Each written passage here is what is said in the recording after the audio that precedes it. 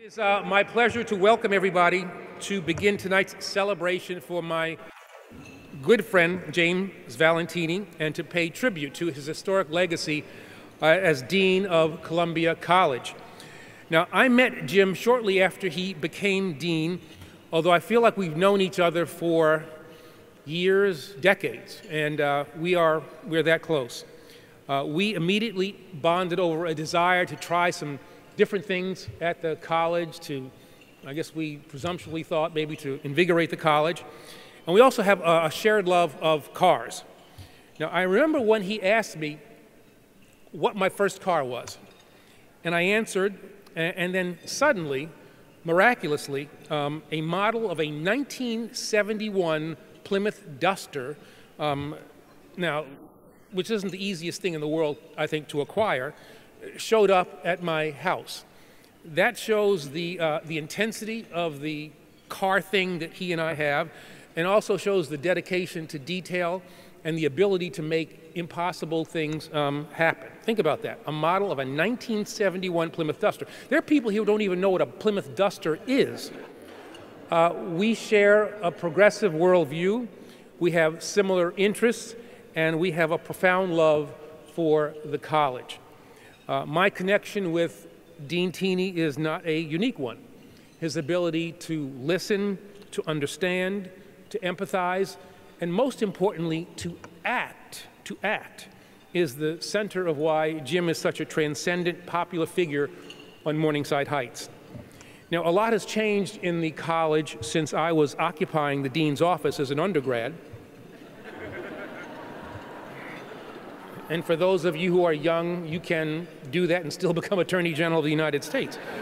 But I would not recommend it. I would not recommend it. The college under Jim has connected the core to the contemporary world in ways that I think were unimaginable a few years ago. The breadth of the works now studied in core classes more fully represent what Columbia College students must know as they prepare to lead.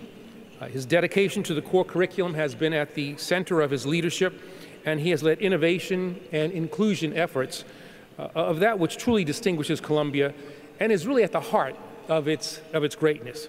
So much of this progress is directly attributable to Dean James Valentini. Now, in Jim, I found a kindred spirit and a lifetime friend. He will be missed as he transitions takes a kind of different, as he moves on to other things. He'll be missed. I went to Madeleine Albright's funeral today, and I'm in a different place here. We said wonderful things about her. We're going to say wonderful things about you, Jim, but we want you to remain with us. So he'll be missed, but his impact will certainly endure. His has been a historic tenure and a reflection of the depth of his character, his unquestioned integrity, and his commitment to the values that define Columbia at its best. We have been, I think, supremely fortunate to have had this man, this dean, this leader at this time in the college's history. So thank you very much, Dean Valentini.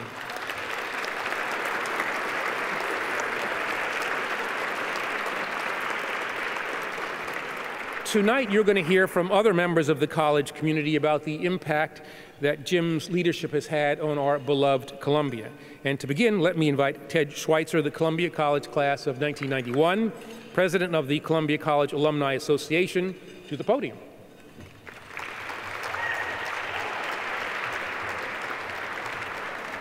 Thank you, Eric. Well, that's a tough act to follow. I'm proud to be here tonight with all of us emerging from our hibernation and to represent the Columbia College alumni community, more than 50,000 strong. As of this evening, we have raised more than $16,300,000 in honor of Jim.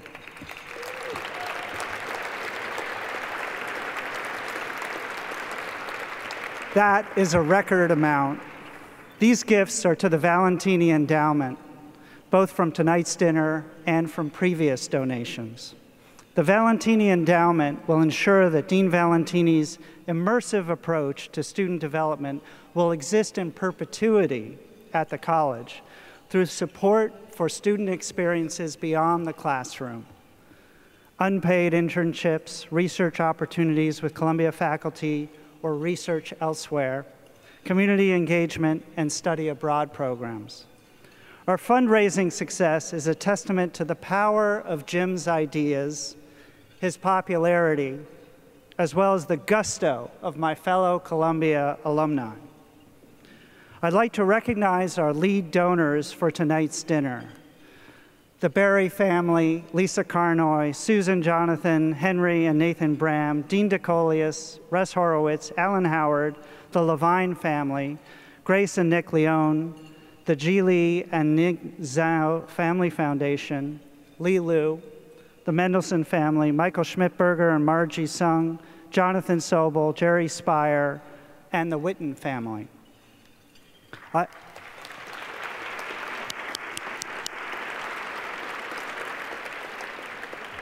also want to thank all of you, not just for your helpful dollars, but for, like Peter Sellers, Chauncey Gardner, being there. Now it is my pleasure to call upon Nairi Balian, Chair of the Columbia College Board of Visitors.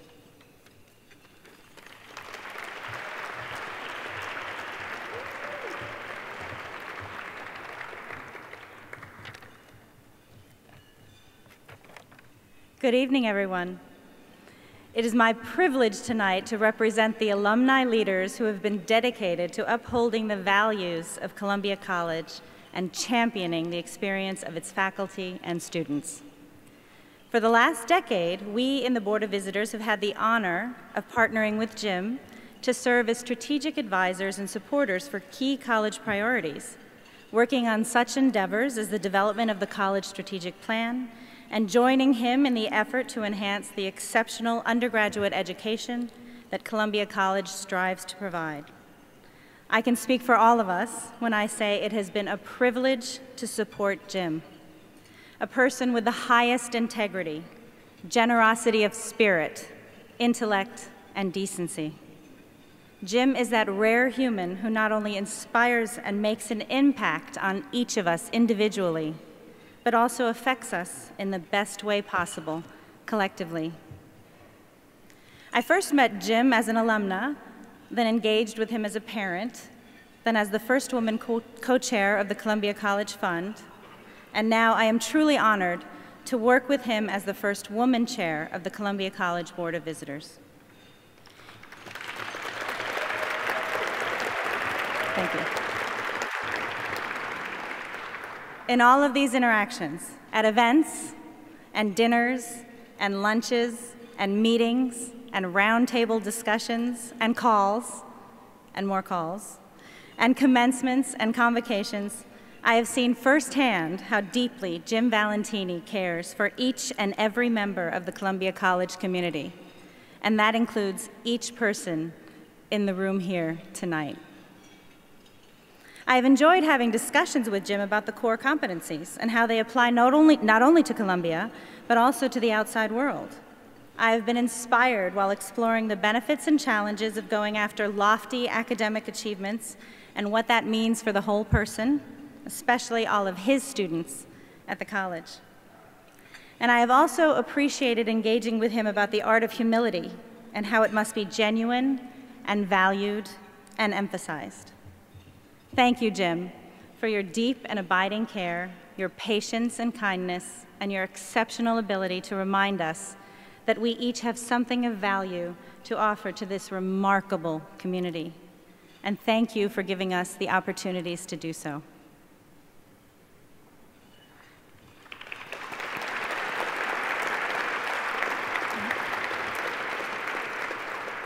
Now please join me in welcoming Arya Rao, who is a current Columbia College senior, who will share her remarks about our dean.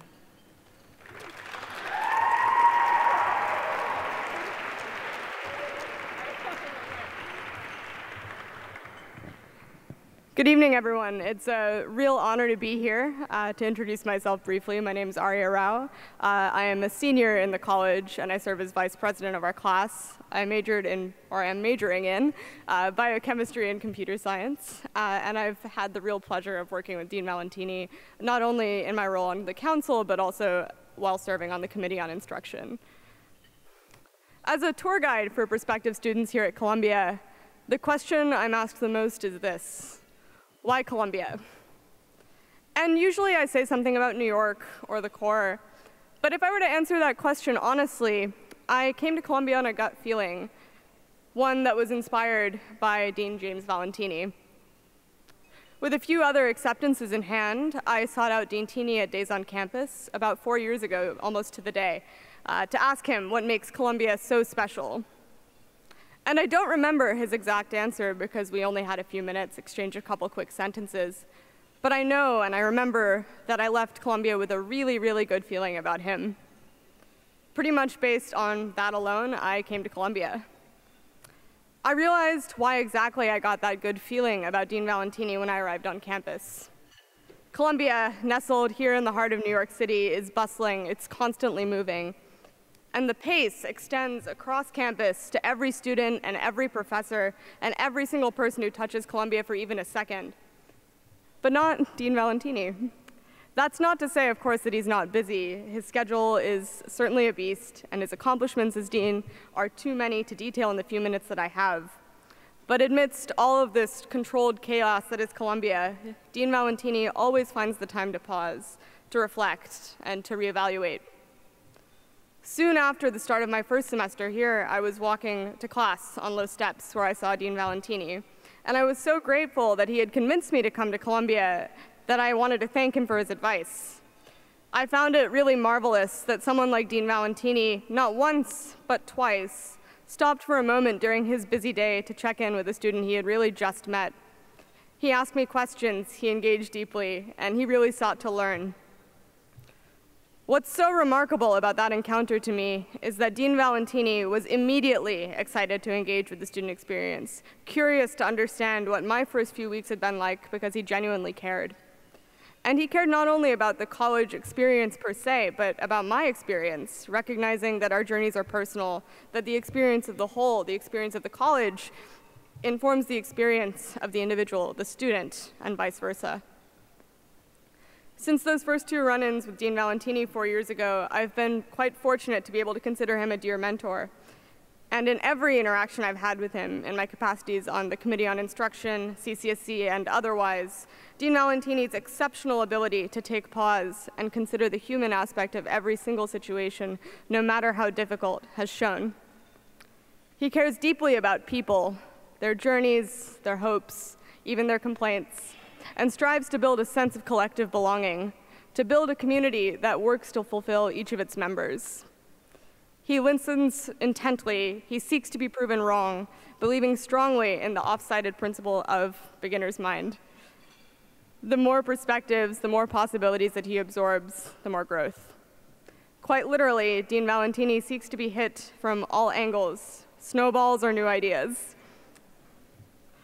And using all of that information that he gathers, Dean Valentini, the scientist that he is, thinks practically and optimistically about the next steps, always working in the best interests of people, students, faculty, alumni, everyone here today, and every single member of the Columbia College community and beyond.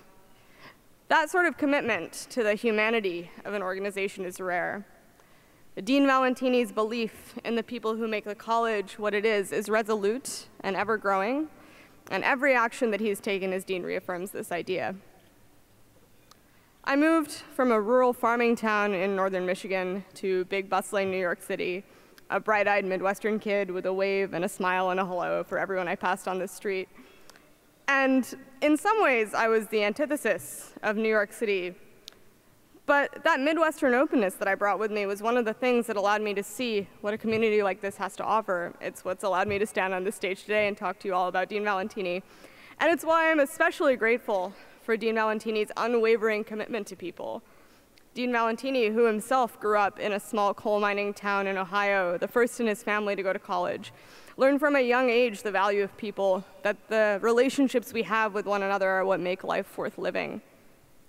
When viewed through this lens, it's easy to see that everything that Dean Valentini has accomplished over the past decade is very clearly him. The boy from the small town in the Appalachian Mountains, who never dreamed he'd be sitting here today, learned by doing, by talking to every person in the room until he understood the problem at hand and can solve it with full perspective in mind.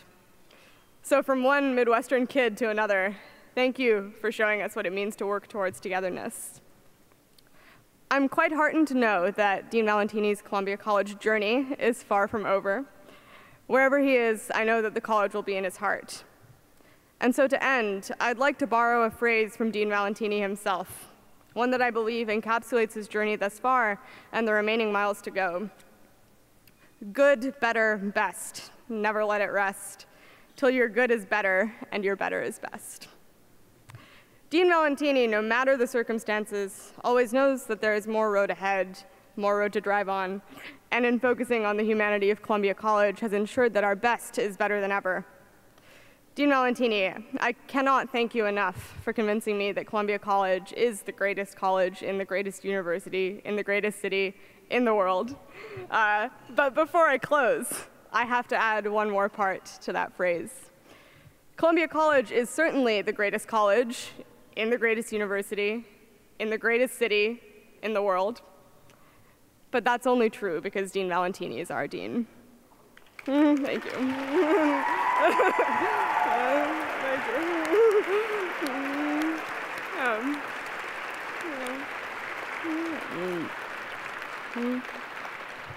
I have one more note to add. One of the most significant recognitions that the Columbia College and the alumni community can present is a named student prize awarded at Class Day. This year, dedicated Columbia College alumni, led by John Sirigliano, CC 64, made gifts to establish the Valentini Prize, to be awarded at Class Day to a senior in good academic standing who's demonstrated leadership in at least one student activity, but who's participated in enough activities to demonstrate a true curiosity about different perspectives. In short, the recipient of this prize will demonstrate the qualities and competencies of beginner's mind. A demonstrated openness, willingness to hear different perspectives, curiosity, and a desire to learn. As a student, I can attest to how important the idea of beginner's mind has been to me and to my classmates, and so I'm very happy that one of the most meaningful Dean Valentini sayings will be memorialized at Class Day for years to come. So lastly, on behalf of the student body, I want to thank the alumni community and of course our beloved Dean Valentini. Thank you all for being here tonight. It's been a real pleasure. And now I'd like to welcome Robert Harris, the Jane and Leopold Swergold Professor of Chinese Art History, to the podium.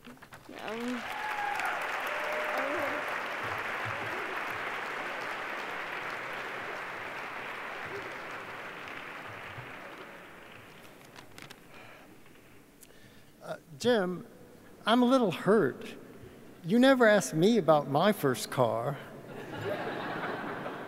It was a green 1955 Chevrolet station wagon. I think driving that thing in high school has left a permanent mark on my character.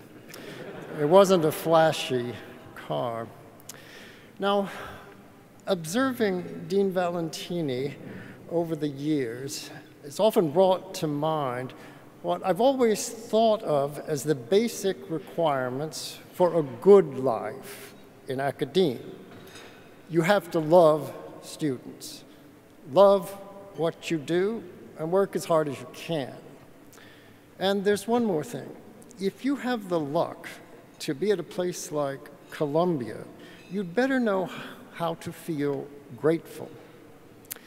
During more than one dinner at East Campus while I was faculty in residence there, surrounded by students balancing plates of food, the dean talked about his own academic journey, his good fortune to end up as a professor of chemistry and later a dean at Columbia. And most importantly, he talked about his continuing sense of amazement and joy that he got paid to devote his life to the education of brilliant young people.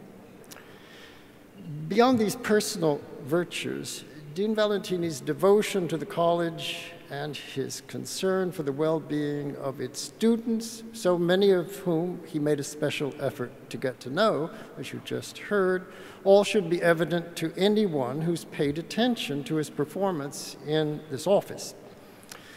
Fate decreed that during his tenure, he was called on to face the tragic deaths of several students, the nightmare days of the pandemic, and the academic harm to students who pay tuition to attend Columbia, resulting from a strike by others who generally do not. I think he addressed these difficulties with compassion and great resourcefulness. Personally, I'm especially grateful for Dean Valentini's continued commitment to the intensive summer program at Reed Hall in Paris that combines art humanities and music humanities. Teaching in this program, which the Dean's support has helped nurture, has been the best pedagogical experience of my career. Jim, you did good. You deserve many stars in your crown, and may they sparkle with a tint of Columbia blue. Thank you.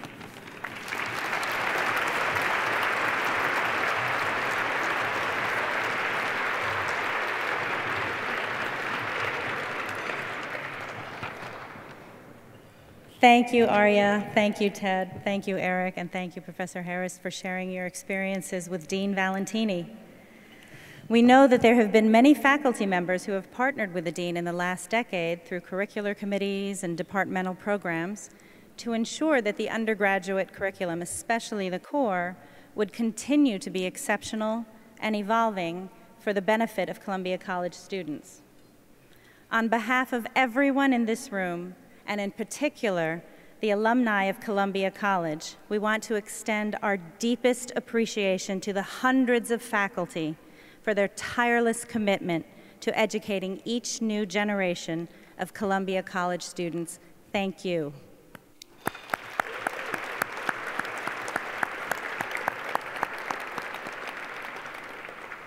We invite you now to please continue to enjoy your meal, and our program will resume shortly. Thank you. Good evening, everyone. My name is Lisa Carnoy, class of '89.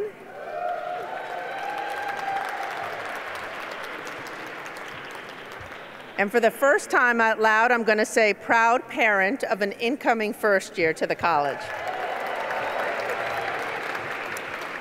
I am co-chair of the University Board of Trustees, as well as a co-chair of the college's Court of Commencement campaign, and I'm thrilled to be here with you tonight. Allow me to take a moment to acknowledge my fellow current and former trustees in the room. Rolando Acosta, Keith Goggin, Eric Holder, Lee Liu, Victor Mendelson, Jonathan Roseanne, Jonathan Schiller, Claire Shipman, and Richard Witten. I'd also like to recognize some additional leadership donors to tonight's event. Our Platinum Crown donors, Devin and Peter Brigger, Abby Black-Elbaum, Andrew and Jody Fink, Britta Jacobson and Philip Berlinski, Renee Plessner, Olivia Santoro, Philip and Michael Satow, and Shirley Wang. And also our Gold Crown, Nairi Bailan, James and Grace Dignan, and Chris McGowan and Sandy Wang. Thank you all so much. Before I introduce President Bollinger, I'd like to say a few words about the person we are all here to celebrate, Jim Valentini. Tonight's event and all the people here are a true testament to the relationships Jim has built, his dedication to the college and our students, and his commitment to excellence. One area in which his leadership is remarkably evident is in the Core to Commencement campaign. It was Jim's initial vision for this campaign, and to have a very bold ambition to create the greatest undergraduate experience possible, to expand all the resources necessary to sustain and enhance the distinctive education of Columbia College. Alongside my co-chairs Jonathan Levine and Victor Mendelson, and with Jim as our partner and inspiration, we launched Core to Commencement in 2015 as the first ever campaign exclusively devoted to Columbia College students and the faculty who teach them. I'm incredibly grateful to share that we've now raised, well, winners round up, so $750 million in gifts and pledges to date.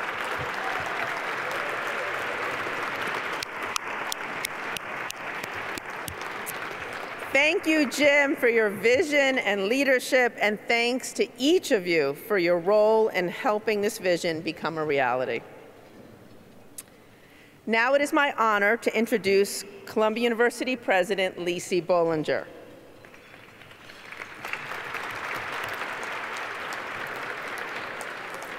Lee was named the university's 19th president in 2002, and under his leadership, Columbia stands at the very top of great research universities, distinguished by comprehensive academic excellence, historic institutional development, an innovative and sustainable approach to global engagement, and unprecedented levels of alumni involvement and financial stability. Lee has been a visionary leader, and Columbia has benefited in numerous ways. Tonight, I just want to share a few that are near and dear to our hearts as Columbia College grads.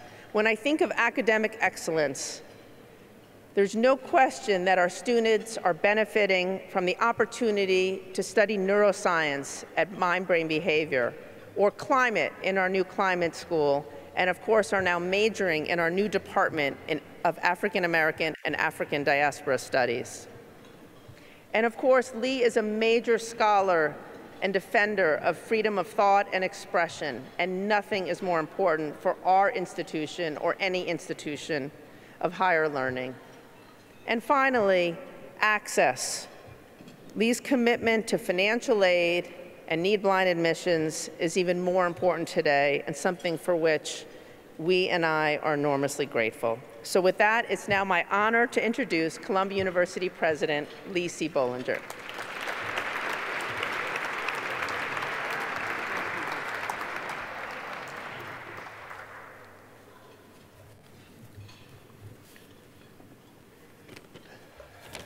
Thank you very much, Lisa. There are certain truisms or axioms about Columbia. One is that the college is a key pillar of the university, a point of institutional achievement, of pride, and of our collective commitment. A second is that the college is forever linked to the core curriculum, to the idea of a core curriculum, one that is taught in intimate settings with non-expert faculty who study original works involving profound questions of life, and notably in the context of actual issues of the present moment. And a third is that we all care, genuinely care about how the youngest members of our community grow into adults and mature into citizens capable of leading the world. Columbia and the college is elite in the good sense of both its aspirations and its sense of responsibility to the public good. These truisms or axioms make up the essence of Columbia University. Jim Valentini has at every moment, always, embraced these central truths. I have worked with Jim for a decade, and I have seen him in glorious times and in not so glorious times, the pandemic being one of the most recent of the latter category, but unfortunately there have been many others too. Never for a moment did I ever feel that Jim was giving less than he was humanly capable of in the service to our students and their education. These are not easy roles. Being a dean calls upon every facet of your capacities. You must be able to console a student who has suffered a grievous loss. Next, you must nurture a student and hidden talent to become someone even greater than they ever imagined possible. Then you must inspire a student body to enjoy their time in college, but also to be as serious about learning as is possible. And then you must enlist others to give something back to those who follow in their train. I have seen Jim do all these things and more, with both intuitive and intellectual capacities that are really quite unique and even amazing. Jim is worthy of our celebration, just as the university and the college are too. It is my great pleasure to be able to say these things and to offer on behalf of the institution our highest congratulations and gratitude. Thank you, President Bollinger, for your remarks. Good evening. I'm Elisa Amorosa Wood. I'm Columbia College class of 2001, and I'm also the vice chair of the Columbia Board of Visitors. Tonight, we've heard two very important themes that go back to our beloved dean. One is the sense of community that you have created, and the other is the way you make everyone who you touch feel.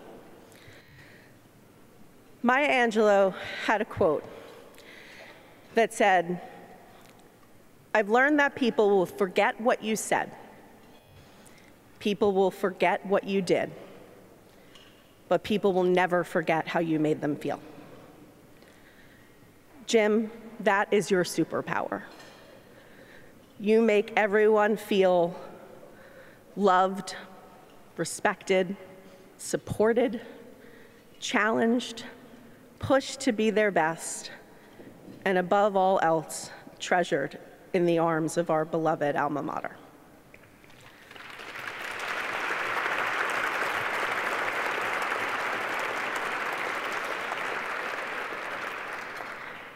The other part is the sense of community that not only you help lead, but you help build every single day.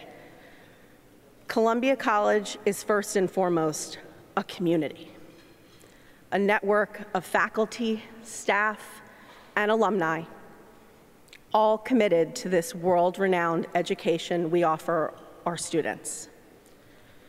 Jim understood this interconnectedness, the richness of a multi-generational community, and the value that each of us have in contributing to the lives of those in this very special community. Through Jim's inspirational leadership and your commitment to building relationships, the Board of Visitors also became a close community. With our diverse experiences and opinions, we debated, we considered, we challenged. We challenged each other to think bigger, aim higher, and do more for our beloved college. I know I speak for the board when I say that we've had the privilege of walking this journey with you. You have supported us tirelessly in all we have done. You have supported the faculty tirelessly and all of the students that have passed through our gates. And we are forever grateful for the fact that it's through you that we come together for a common purpose. In the spirit of community, one of our Board of Visitors Executive Committee members, Mike Schmidtberger, commissioned a special gift for you, Jim. This gift is symbolic of the relationships you have encouraged and built through your leadership. In Mike's absence, I would like to invite his wife, Margie Sung, to present this gift.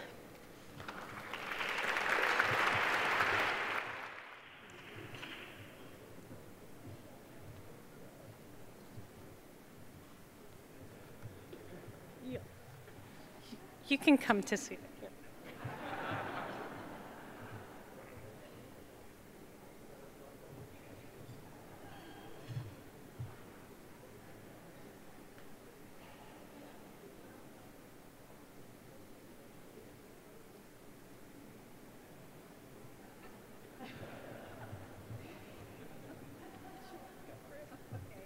Thank you.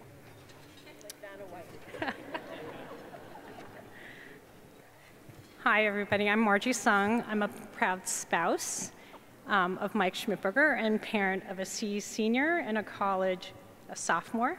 I'm honored to present a gift to you, Dean Valentini, on behalf of the Board of Visitors. I read the inscription, Beginner's Mind, a bit of fun for my husband, who couldn't be here this evening. Like a circle, like a spiral, in the windmills of my beginner's mind, I ponder the four fundamental forces made famous in physics, chemistry, and pro-sci courses: the gravitational, the electromagnetic, the weak and the strong. But it occurs to me a fifth also must belong.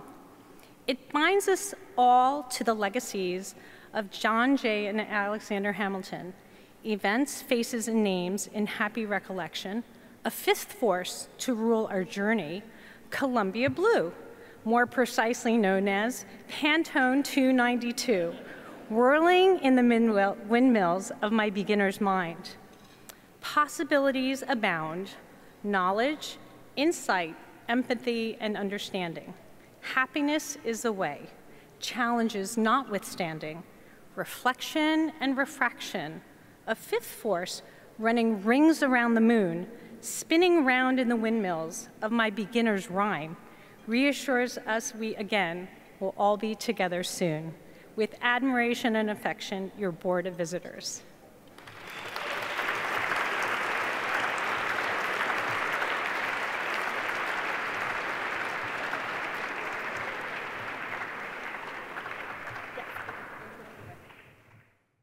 Thank you. Thank you very much.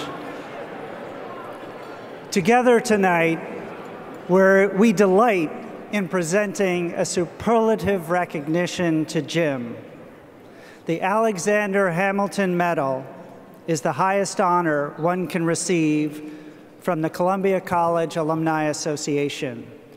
It is a medal named after the U.S. founding father, Alexander Hamilton, who graduated in 1778, before the core curriculum and before the swim test.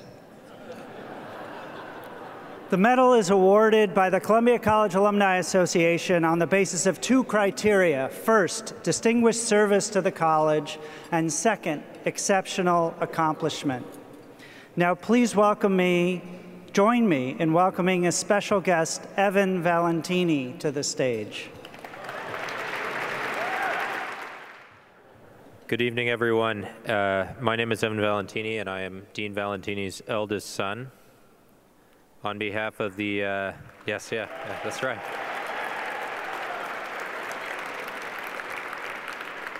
It's just quite an accomplishment. On behalf of the Valentini-Barolini family, I want to thank everyone in this room tonight for celebrating the achievements and impact of my dad. While I am not a Columbia graduate, I know that my dad devoted much of his life to this community, and we are proud and grateful that he is receiving this kind of recognition tonight. To tell the story of my dad's impact as dean, we invite you to view the following video.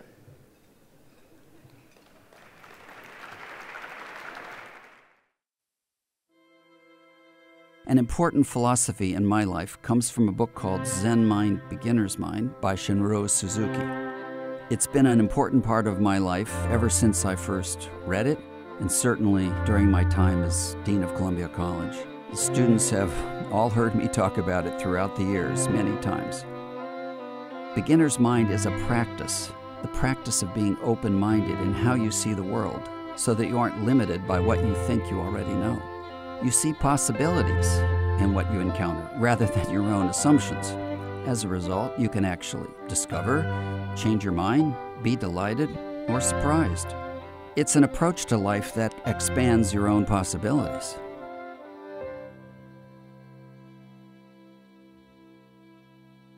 At heart, he is a good Appalachia boy. You know, he is someone who's from rural Ohio. That's sort of right over the mountain from me in rural Virginia. It was pretty cool. He was the dean, but he was also, I think, the first person that I met in my Columbia journey who was sort of from my part of the world, or, had that experience. That phrase, Dean-tini, is not something that's simply cute.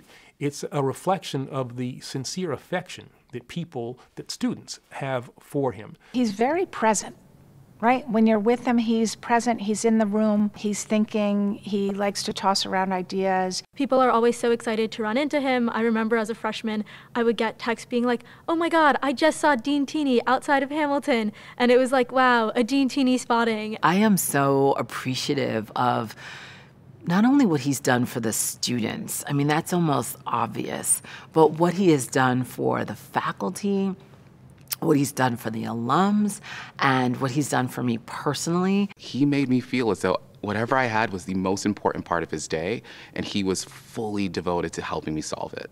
And I just think the word that comes to mind is just integrity, integrity, integrity. That's my #1 word for him. Jim is an extraordinary leader, both in his generosity and in his precision, and his capacity to bring people together and enable change without forcing it.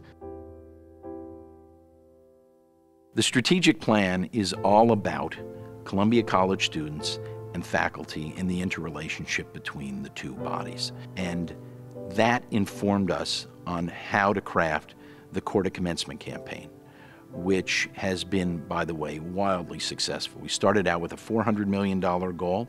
We blew past that. We raised it to $750 million, which we are inching up on now. We're almost there. And that was driven by Jim. Court of Commencement was designed to enhance a student's journey through the college and in the university, from the beginning, when they start the core curriculum of Columbia College, to graduation, when they join together in the university-wide ceremony of commencement. It's a development and engagement campaign meant to create more opportunities for students and to support faculty. The strategic plan and the Court of Commencement campaign are foundational parts of this institution now. I think we have one of the most dedicated groups of alumni anywhere, and a lot of that is driven by the shared experience of the core curriculum. It connects them all together within every class here and across many generations. And the stronger we are and the better that our alumni and our students feel about the college, the better it's going to be for the entire university. Jim really opens the doors and allowed alumni to come back in a way that was, I think, very special. And the alumni were ready for that, and he allowed that to happen. There was a passion, there was a love, and there was a joy for the people who were involved at Columbia, and Jim brought that to the table and made it easy to show up and do what needed to be done.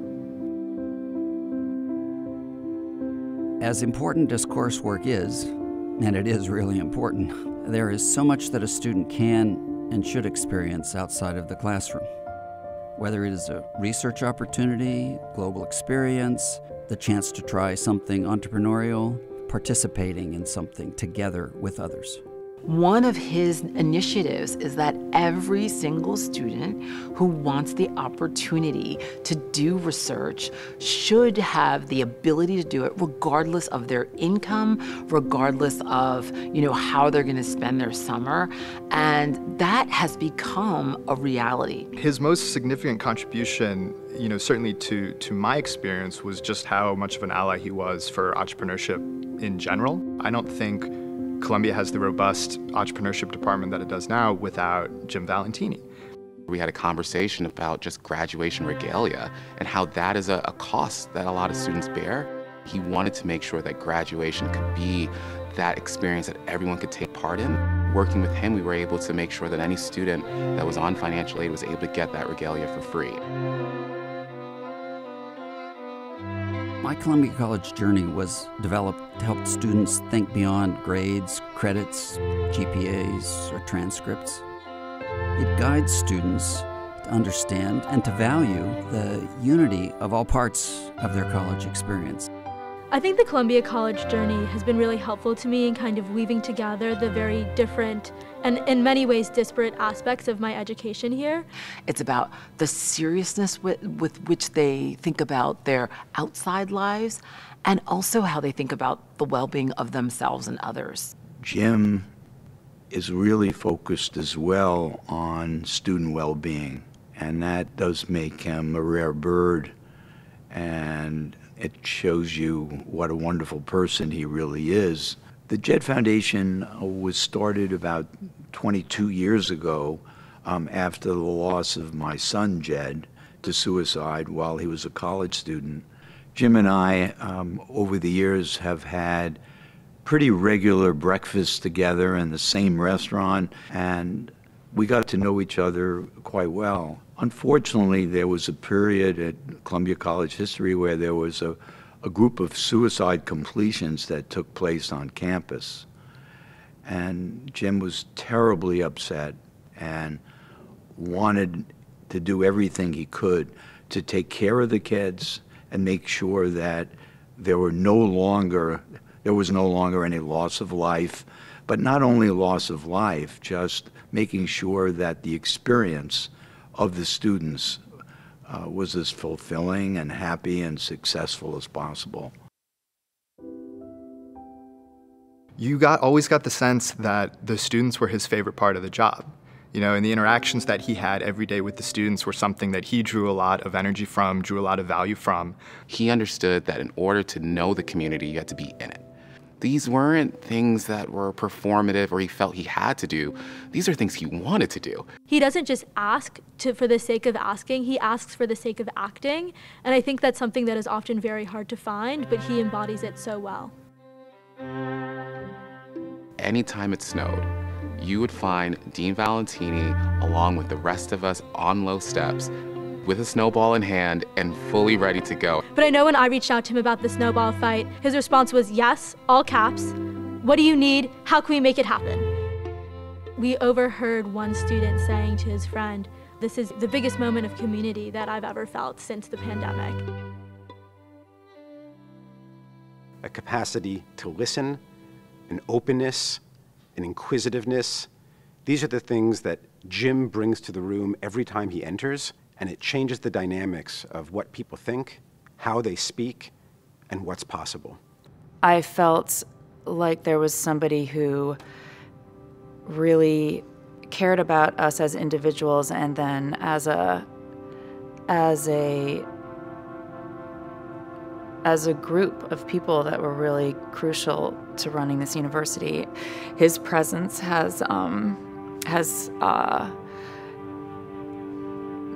made me, I think, a better, more available, more generous teacher because there are all these other things I don't have to worry about because I know he's got it.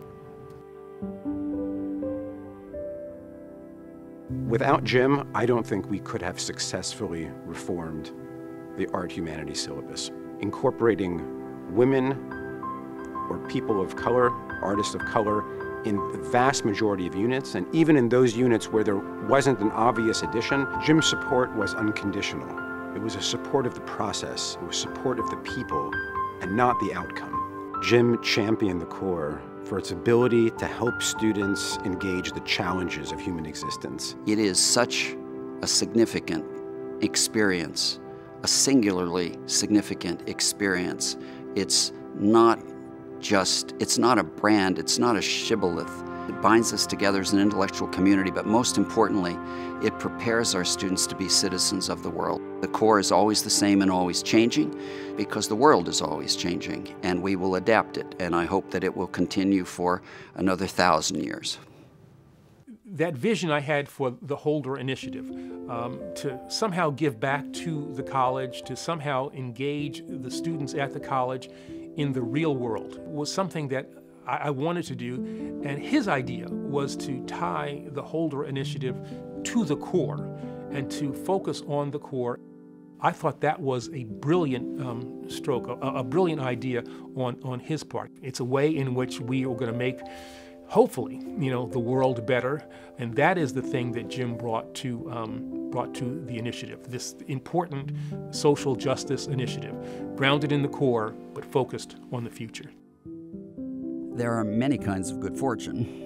An example of my really good fortune is marrying my wife, Theo, a very distinguished professor here at Columbia, whom I met here at Columbia. But in your professional life, good fortune is to be part of an enterprise in which you have a lot of people working toward a common purpose about which they're passionate, and that's what Columbia College is.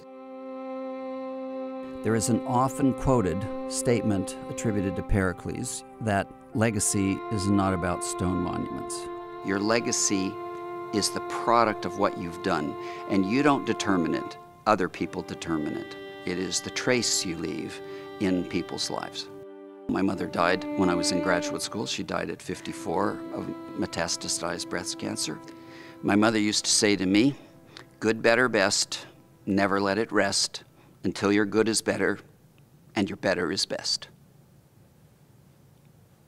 Yes, I can hardly say that without tearing up, so I'm sorry. Yes, you understand, yeah. As soon as I became interim dean, I had to write a letter, a message to students.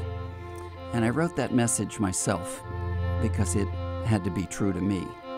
And I wrote, to our new students, I say, welcome to the greatest college in the greatest university in the greatest city in the world. And I meant that.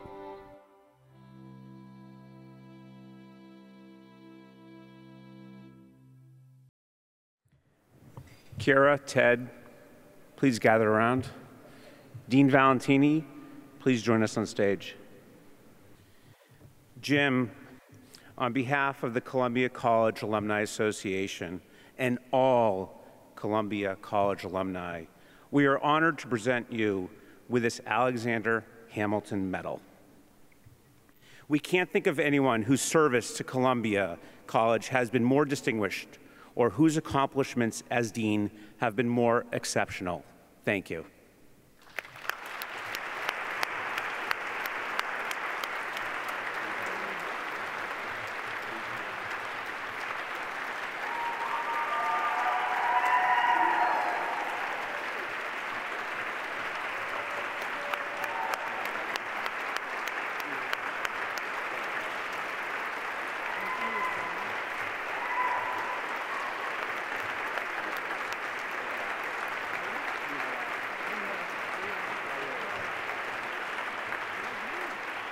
Thank you.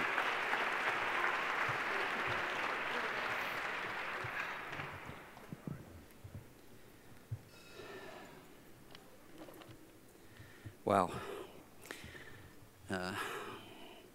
I've worn a tux at dinners like this a considerable number of times in the last 11 years, but never with an experience like this. I thank you all so much. I do, however, have to address the students in my energy class, many of whom are here tonight.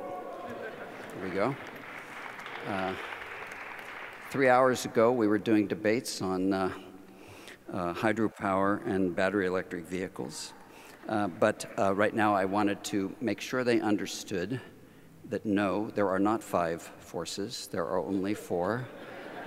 The gravitational, the electrostatic, the strong, and the weak, and that's it. Okay, so don't be confused by Michael Schmittberger's great poetry. I have had the great and rare good fortune to be part of the grand enterprise that is Columbia College. But that good fortune is not simply luck, it requires real effort, and I am deeply grateful and appreciative to all of you here tonight who have been part of that effort, and to thousands more who cannot be here tonight. Every one of those individual interactions has been important to me, and everyone has contributed to the development of Columbia College over the past 11 years. When I became interim dean in September 2011, the college was in a terrible state. That was recognized by all, and some knew there was a real risk to the college. It was clear that I needed right away to say something assertive, something that certified the centrality and value of the college to calm the fears, but also something that positioned the college clearly as part of the university so as to mitigate the tension. But it had to be something honest, something I truly felt, and not simply reflective of the moment of crisis. It was with that aim that I wrote, as you heard in the video, "Welcome to the greatest college in the greatest university in the greatest city in the world." The idea was to create something to unify us and something that expressed the pride in the unique value of our college and our university, a pride that I believed was warranted but was not given representation. I did not anticipate that this three-part refrain would become so frequently repeated in conversations, on social media, in communications both individual and institutional, by so many people, students, faculty, alumni, and staff. That repetition, which continues today, right to tonight, indicates how that refrain was needed by all of us. I first introduced Pantone 292 in a convocation address with the idea of creating a simple and memorable expression of the visual symbol of our connection to one another. It too soon began appearing everywhere. The self-propelled success of these two simple verbal devices confirmed for me what I had long thought about us. We all wanted to feel we were part of a community, and a special community at that, but we lacked a memorable way to identify our community and its specialness.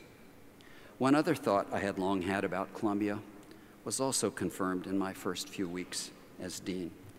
People are our only resource, and every single person, every faculty member, every alum, every staff member, every student wants to feel that their value is understood and acknowledged.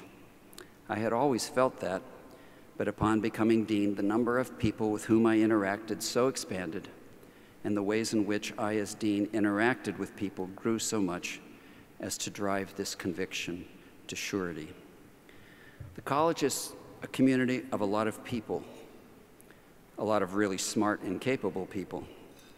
We rely on 1,000 faculty and a few hundred professional staff to execute our missions, and they cannot and should not be organized to follow directions. Faculty create the academic direction. They do not follow it. And the staff deal every day with situations for which there can be no rigid standard operating procedure.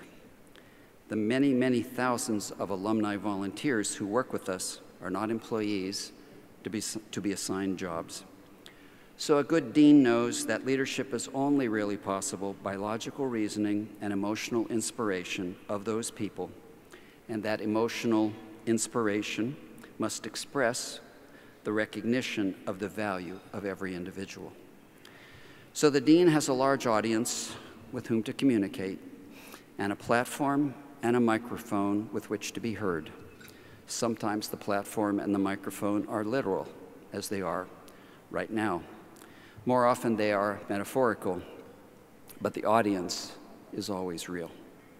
And so the dean has provided the means to convey the logical reasoning and create the emotional inspiration. But the audience is only attentive, the platform is only supportive, the microphone is only useful when there are ideas to express. These ideas have to be clear, honestly presented, open for debate by all, and easily recognized as advancing the best interests of faculty and students of the college. Most importantly, those ideas have to be seen as respecting people, recognizing their needs and acknowledging the value of their contributions. Pretty much all my time as dean has been focused on formulating and developing such ideas. Kira talked about that in the video, and it is the essence of my experience as dean. First came the ideas, then figuring out ways to express them that would convey their logic and engender inspiration. The idea behind Core to Commencement was to provide the resources for our strategic plan. The idea that propelled the strategic plan is the essential unity of faculty and student success over the entirety of the undergraduate experience. I chose the name Core to Commencement to convey that span of the undergraduate experience and the development of success of the student experience and the dependence of the success of the student experience on the efforts of faculty. Core to Commencement had two simple subtitles: support our students, support our faculty. Core to Commencement was logical and inspiring, easy to say, easy to remember, easy to understand. Over the last decade, we developed a lot of other initiatives that started with some idea I had had. The idea for my Columbia College journey, with its core competencies, arose while I was serving on a committee at the medical school. That idea was so exciting, the idea of guiding students to refocus away from grades and credentials toward the journey of life was so exciting to me that I didn't need to scribble it down in a notebook as I had frequently done with other ideas, for I knew I could not possibly forget it. But it took 4 years of hard work, of logical reasoning, and emotional inspiration by me, along with the imagination, intelligence, and determination of the faculty on the Committee on Instruction and the faculty directors of undergraduate studies, many other faculty groups, and the senior staff of the college to perfect that idea. That collective effort is what got us to the actual program that we call My Columbia College Journey, which is now embedded in the life of every college student. The Global Columbia Collaboratory supports groups of Columbia students to address the challenges with which the pandemic has confronted humankind. The idea for that arose from a simple desire to find new ways for our students to work together, despite the fact that that same pandemic prevented them from being in residence together on our campus. That idea excited many others, and so the logical reasoning and emotional inspiration needed to propel it was minimal. But it was only turned into an exceptionally effective program because of the work of faculty throughout the university, guided by a collaboration between the Center for Undergraduate Global Engagement in the college and the Columbia Global Centers. And though the grip of the pandemic on us is loosening, the collaboratory will continue with an evolving focus on the challenges of our global existence. Yes, being dean has meant for me the opportunity to have a great number of things about which I can have ideas, plus the opportunity to inspire others to join in the action to implement them, and then the satisfaction of seeing those ideas realized because of the work of tens, sometimes hundreds of people, all working together with a common purpose.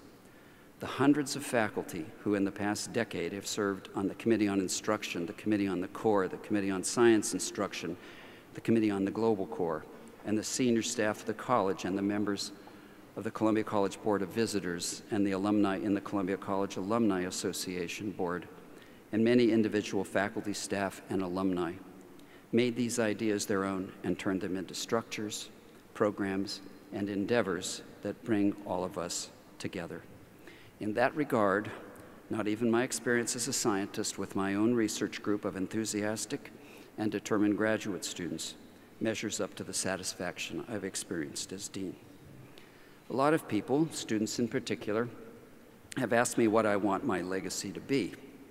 They want to know what are the particular things that I have made or built or developed that I want to be most recognized for.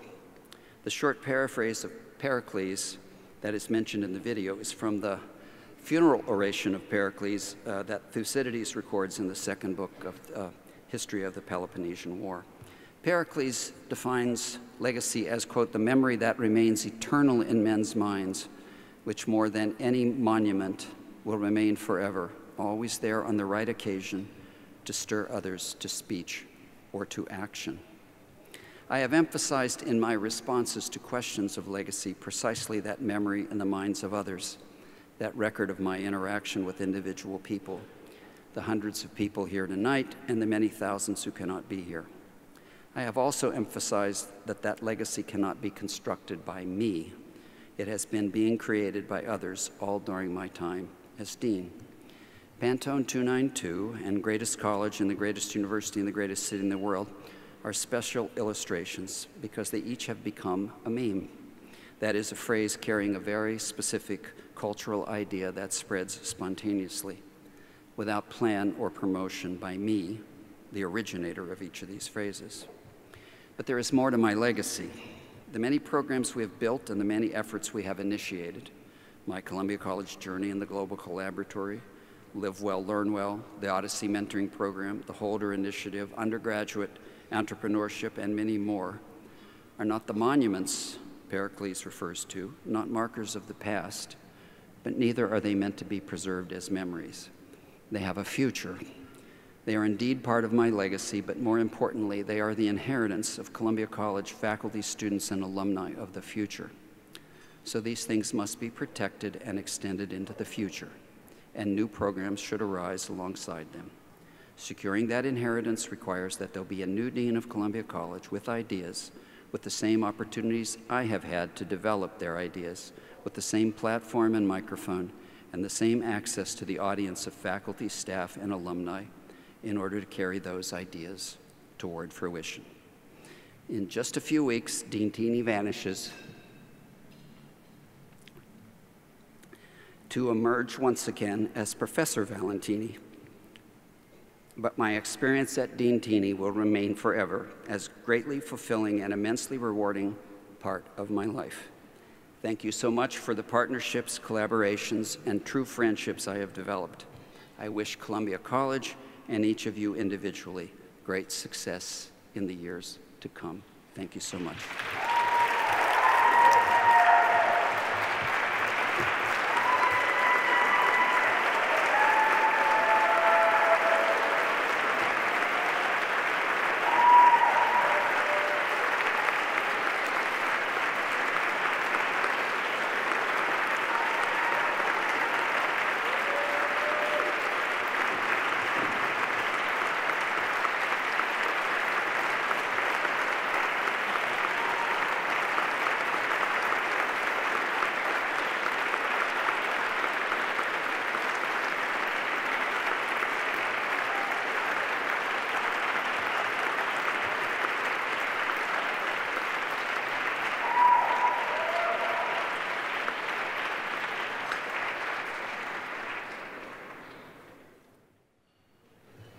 Good evening. The good news is I'm your last speaker. The bad news is I don't know how I could possibly follow Jim's heartfelt and incredibly, as always, astute and straightforward comments, but I will give it a shot. My name's Richard Whitten, and I'm honored to be here tonight to add my tribute, my personal tribute, to Jim Valentini, one of Columbia's great leaders, and certainly amongst the college's most impactful deans in our 270-year history. I first got to know Jim during my term as vice chair of the University Board of Trustees, as the dean's position was transitioning from Michelle Moody Adams. It was a tense and complicated time for the college, as Jim alluded to, and in addition to learning the demands and processes of a very complex administrative position, Jim was immediately asked to win back the trust of student and alumni communities that had been upset by the manner in which Dean Moody Adams had left her role. Additionally, the role of the college dean had taken on a new and extremely important dimension, that of an equal partner with the vice president of arts and sciences and the dean of the graduate school on a newly created executive committee. The EC was an innovative structure approved by the trustees to align the varied interests of the arts and sciences and college communities in a partnership that considered the best interests of the whole enterprise, not just the individual enterprises. Jim stepped into these new roles with the straightforwardness, attention to detail, and fact-based approach that we've all come to know and admire these past 11 years.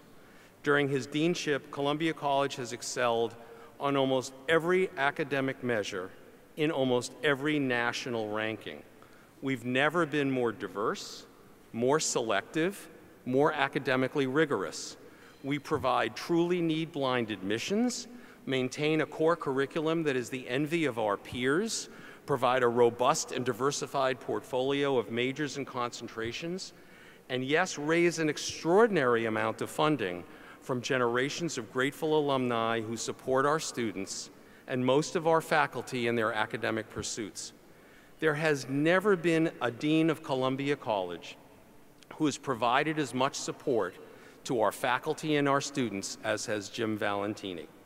He's raised funding for 27 professorships, including one of the largest gifts ever for Morningside Science. With Jim's backing, significant new funds were raised to support junior and senior faculty who teach in the core. But the headline is this: rounding up, thank you, Lisa, of the $750 million raised in the current core to commencement campaign, 70% can be said to directly benefit our faculty. I can do that math. That's $500 million plus, mostly from college alums and their families, that go to support teaching at the college and our graduate schools. These are extraordinary numbers by any measure. And the outcome of this fundraising success, providing funding for those of our great faculty who choose to teach our equally great students in the core and in their majors, is a very intentional consequence indeed. But as they say in showbiz, there's more. As we've heard, core to commencement has been incredibly successful, but for Jim, it was never really about the money. He consistently emphasizes the importance of engaging alumni, parents, and friends to strengthen the college experience for every individual student. My son was a student with Jim Valentini as his dean, and he can vouch for everything I've just said. He recognized that the college is a launching pad for the future, which prepares students for successful careers and connects them to networks and communities that are sustaining and supportive.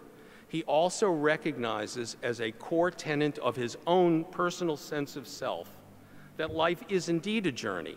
Success is to be measured by many metrics, and that the college has an obligation to prepare its students to tackle that journey and succeed in as many of these goals as is possible. Jim and I have spent hours, probably numbered in the hundreds, right, Jim? Talking through the difficult politics of his job, the executive committee, the pressures of being true to one's beliefs, and the complexities of serving so many stakeholders. In situations where I would have been flummoxed, frustrated, and angered, Jim stayed focused on the target, using rigorously researched data to support his sense of what's right and relevant against the false facts and vitriol of some of his antagonists. It wasn't easy, I know. For me, it would have been impossible. But Jim persevered, succeeded in a way and at a scale that few would have thought possible 11 years ago today. Jim, it's an honor to be here tonight to congratulate you and your amazing family on receiving the Hamilton Award and for being the rallying energy for our undergraduate students. It's also a privilege for me to publicly recognize you for the extraordinary things you've done for Alma Mater. On a deeply personal note, I must say what an inspiration you have been for me and so many college students, current and former as you are wont to say, to speak truth to power and to stay on the noble path, no matter how hard the journey. Lions, pick up a glass. Get on your feet. Get on your feet. Join me and raise a toast to offer thanks and gratitude to the greatest dean of the greatest college in the greatest university in the greatest city in the world, Jim Valentini. Cheers and thank you very much.